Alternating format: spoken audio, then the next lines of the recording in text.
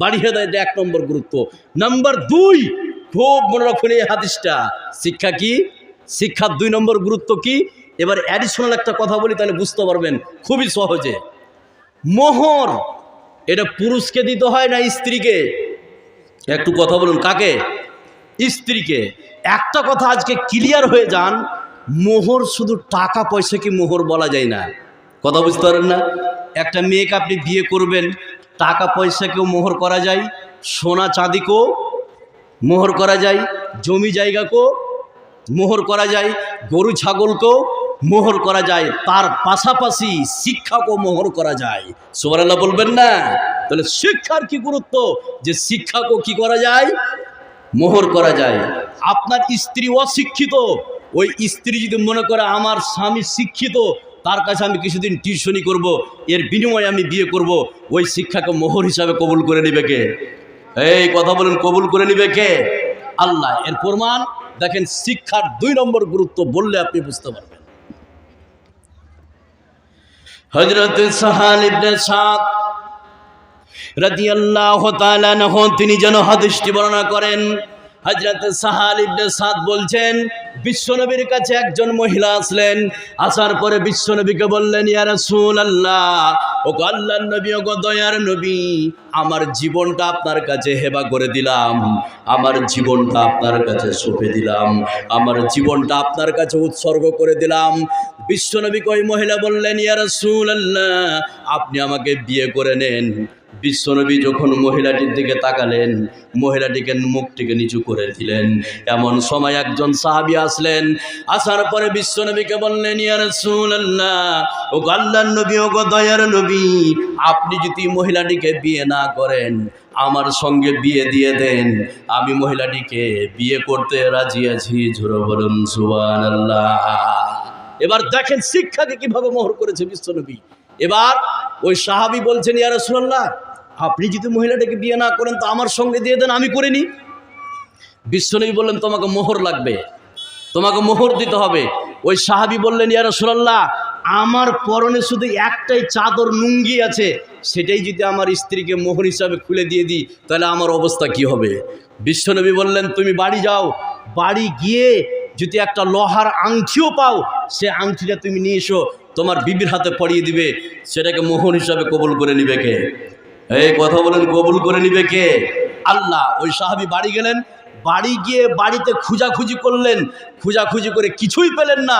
এবার ফিরে এসে বিশ্বনবীকে বললেন, ইয়া রাসূলুল্লাহ, বাড়িতে একটা লোহার আংটিও পেলাম না, কিছুই পেলাম না। এবার বিশ্বনবী দেখেন, ওই সাহাবী কিন্তু বিয়ে করবে, তার কাছে কোনো মোহর নাই। এবার বিশ্বনবী কোন জিনিসটাকে মোহর করছে দেখেন। এবার হাদিসটা বললে আপনি বুঝতে পারবেন।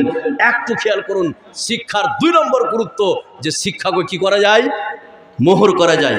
এবার ওই সাহাবীর কাছে কিচ্ছু নাই, বিশ্বনবী বিয়ে পড়াচ্ছেন ওই সাহাবীর সঙ্গে, কোন জিনিসটাকে মোহর করে? আমার নবী, আপনার নবী, সারা বিশ্বের নবী জনাবে মুহাম্মদুর রাসূলুল্লাহ সাল্লাল্লাহু আলাইহি সাল্লাম ওই সাহাবীকে বললেন, ও সাহাবী, মা দামাকা মিনাল কোরআন, ও সাহাবী, মা দামাকা মিনাল কোরআন, ও সাহাবী, তুমি কি কোরআনের কিছু অংশ জানো নাকি? ওই সাহাবী বললেন, ইয়া রাসূলুল্লাহ, আমি কোরআনের অমুক অমুক অমুক অমুক অমুক অমুক সূরাগুলি জানি। বিশ্বনবী বললেন, যাও, আমি তোমার সঙ্গে মহিলার বিয়ে পড়িয়ে দিলাম। বিয়ের পরে তুমি তোমার স্ত্রীকে কিছুদিন টিউশনি করিয়ে দিবে, বিয়ের পরে তোমার স্ত্রীকে কিছুদিন জ্ঞান দিয়ে দিবে।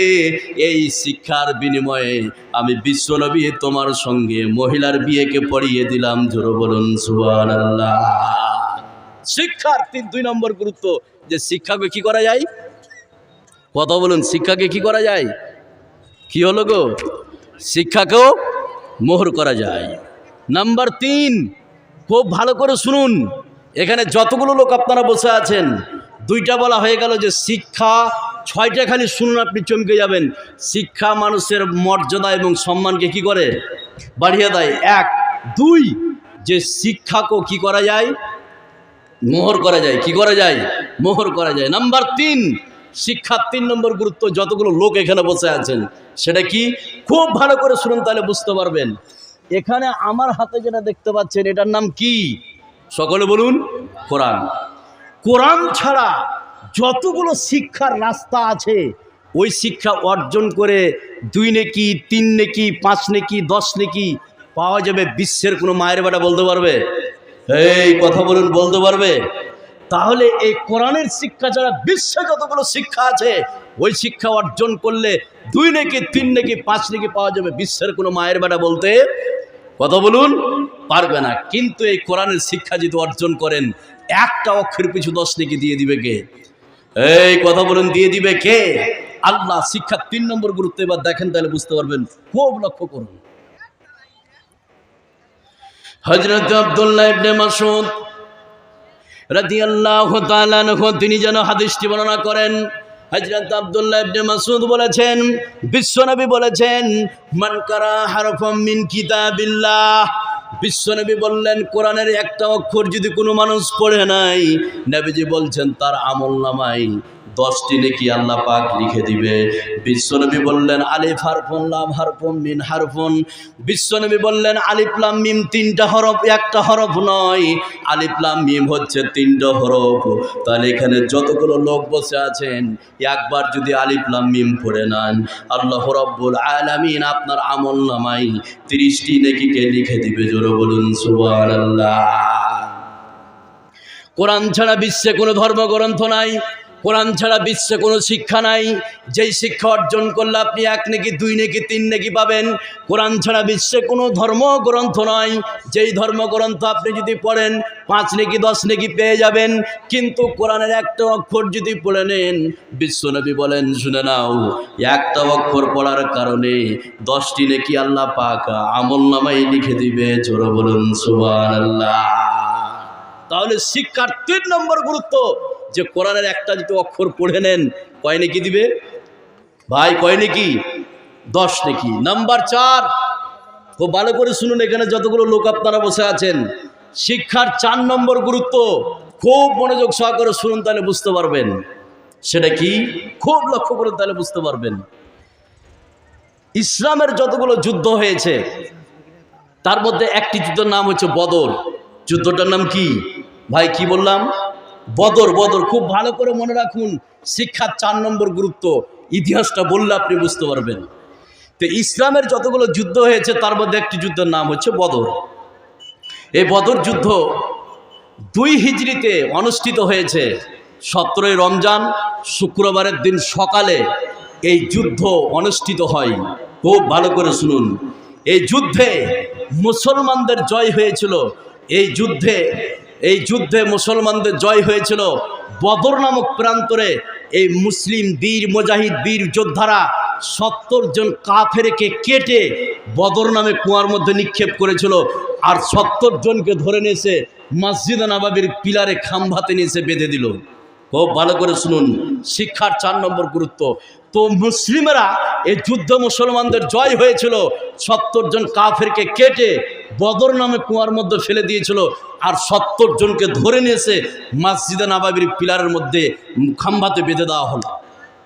একই পিলারে একই খাম্বাতে বিশ্বনবীর জামাই আর বিশ্বনবীর চাচা, বিশ্বনবীর জামাই আবুল আস বিন রাবি আর বিশ্বনবীর চাচা আব্বাস রাদিয়াল্লাহু তাআলা আনহুকে একই খাম্বায় একই পিলারে বেঁধে দেওয়া হলো। এবার আপনারা যেভাবে বসে আছেন, বিশ্বনবী সাহাবা একরামদেরকে নিয়ে বসে গেলেন মাসওয়ারার জন্য। ও সাহাবীর দল, যেই 70 জনকে ধরে নিয়ে এসেছি মসজিদে নববীর পিলারে বাঁধা আছে, তাদেরকে কি করা যাবে তোমরা পরামর্শ দাও। এবার বিশ্বনবী পরামর্শ নিতে শুরু করলেন। হযরত উমরকে বলছেন, উমর বলো যে 70 জনকে ধরে নিয়ে এসেছি তাদেরকে কি করা যাবে? হযরত উমর বললেন, ইয়া রাসূলুল্লাহ, এরা কোরআনের বিরুদ্ধে লড়াই করতে এসেছে, প্রত্যেকটা সাহাবীর হাতে তলোয়ার দেওয়া হোক আর তাদের মাথাকে গর্দন থেকে আলাদা করে দেওয়া হোক। হযরত উমরকে বলছেন, উমর তুমি বলো, এই যে 70 জনকে ধরে নিয়ে এসেছে 70 জনকে কি করা যাবে? হযরত উমর বললেন, ইয়া রাসূলুল্লাহ, এখন ইসলাম তো শুরু চালু হয়েছে, এদেরকে হত্যা করা যাবে না, এদেরকে জরিপানা করা হোক, মুক্তিপণ নিয়ে এদেরকে জরিপানা করে দিয়ে এদেরকে ছেড়ে দেওয়া হোক। বিশ্বনবী হযরত উমরের রায়ের ওপরে রায় দিয়ে দিলেন। এবার শুনুন, শিক্ষার 4 নম্বর গুরুত্ব একটু খেয়াল করুন, তাহলে বুঝতে পারবেন।